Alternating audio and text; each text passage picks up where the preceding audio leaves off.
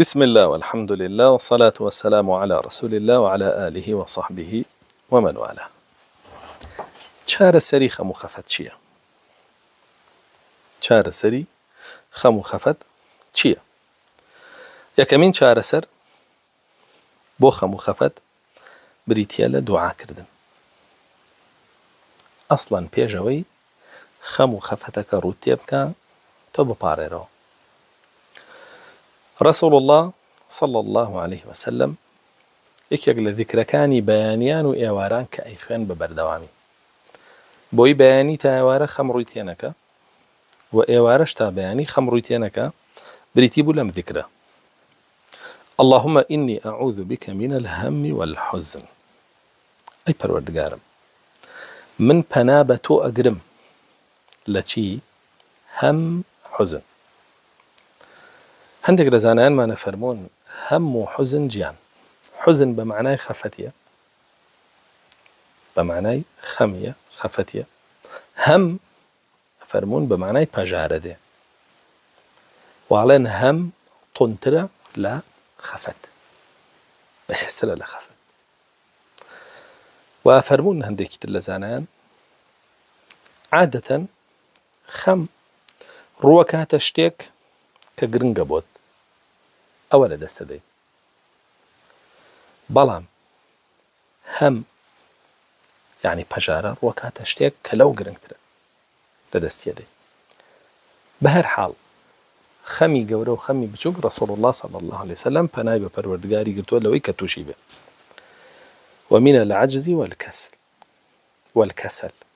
ئەی پەروەردگارم وە پەنا بە تۆ ئەگرم لەوەی کە ئەگەر بێت و خەم و پەژارەم توش ببێ لە بەرامبەرا من چیم لێ بێ؟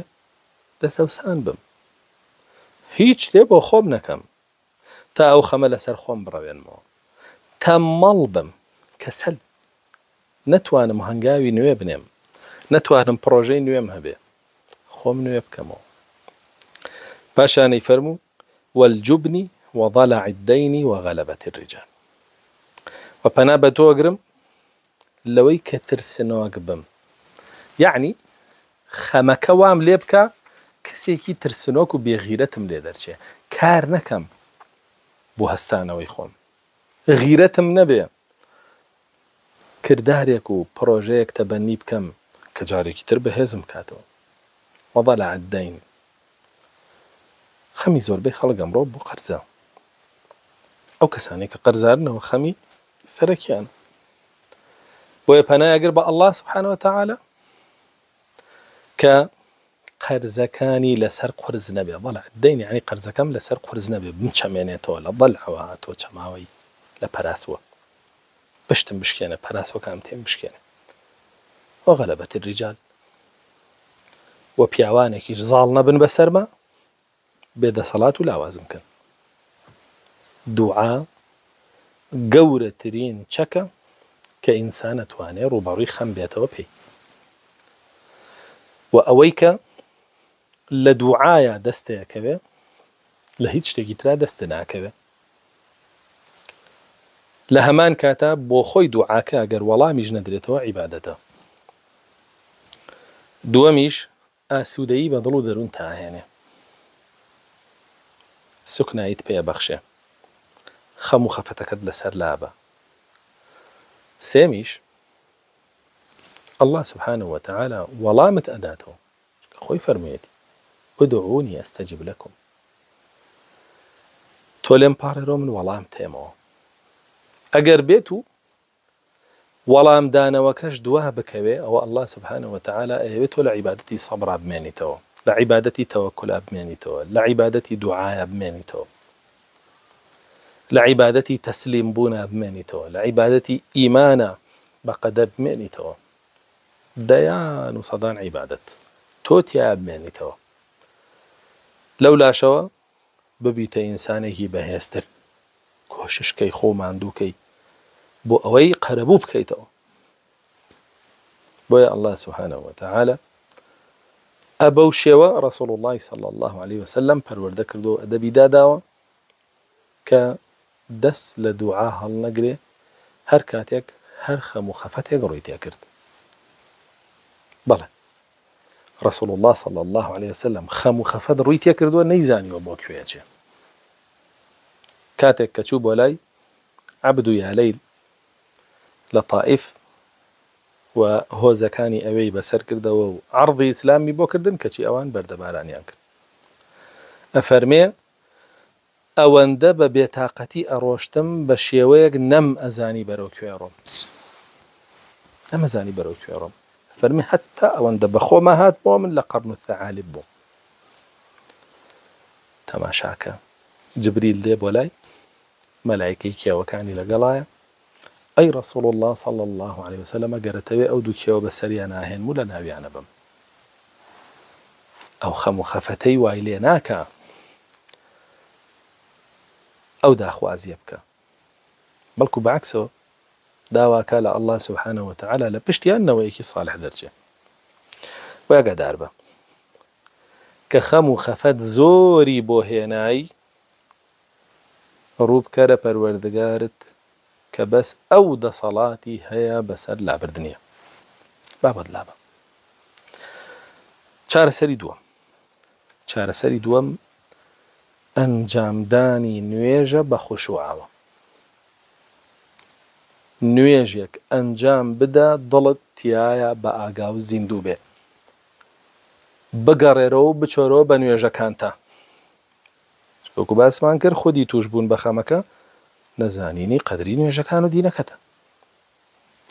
بۆیە كان إذا حزنه أمر فزع إلى الصلاة. رسول الله صلى الله عليه وسلم هەر شتێک خەمباری بکردایە هانای بۆ نوێژە برد. كان يقول يا بلال أرحنا بالصلاة. أي بلال ئاسوودەییمان بۆ دابین بکە خەمەکانمان بڕەوێنەرەوە بەچی؟ بە نوێژ. تاقید نەکردوێتەوە. هەستە لە سەیەکیشەوە بمێنەرەوە لە نوێژەکانتە، ئەو قورئانەی خوێنی هەوڵ بدە بە دڵ بیخوێنی، ئەو ڕکوع و سجودانەی ئەیبەی هەوڵ بە هەر لە شوێنەی بادڵیشە لەگەڵ یا بیبە، زیندوو بەتیایە لە سوژدەیە بمێنەرەوە، فرمێسک بڕێژە و خەمەکانت بۆ پەروەردگارت باس بکە و داوا بکە بە زووترین کات لەسەرت لای بە. چێژێک ئەبینی ئەسڵەن ئەگەر خەمەکانیش مابن تۆ گویان پێ نادەی، ئەمەندە بەهێز و تون و تۆڵ و تۆکمابی لە ئاستیە. بۆیە بەڕاستی نوێژێکی پڕ خوشوع، دوعایەکی زۆر چارەسەرێکی زۆر گەورەیە بۆ خەمەکانت. بە تایبەت سوژدەیەک حەقی خۆی پێ بدەی. سێرکە الله سبحانه وتعالى فەرمێکی وەسجود وەقتەریب، سوژدە بەرە نزیکە بیتەوە لە الله. رسول الله صلى الله عليه وسلم فرمي أقرب ما يكون العبد من ربه وهو ساجد. عبد لتشكاتك نزيكترين كاتيتي لپروردگاریو او كاتيك لسجده. سجده اكبر خود بنزيكترين كس بزان لپروردگارتو. آیا اگر تو نزیک بی لپروردگارو هیچ خمه کاریگریت لسر بجیله؟ آیا هیچ خمه لتو گورتره بی؟ یا تو لهمو خمه کان گورتره بی بیگوان. خالی سیم بريتيا لا زور ذكر كردني الله سبحانه وتعالى. ذكر الله هو كار بو بچوك بونوي خمكان وقوربوني تو. الله سبحانه وتعالى فرمي ولا ذكر الله أكبر. ذكري الله قورترينا هيج تيلا ذكري الله قورترينيا خمكاني توش بچوكتره وينامين كما بنوا وتياجن. والله سبحانه وتعالى فرمي الذين آمنوا وتطمئن قلوبهم بذكر الله. ألا بذكر الله تطمئن القلوب؟ أواني إيمانيان هنا والضليان أسداب بذكر الله، ضلنياب ضلكان بذكر الله أسداب. بذكر الله إكيكالا قرنكترين شعر سركان بأقام بلي. والحمد لله رب العالمين.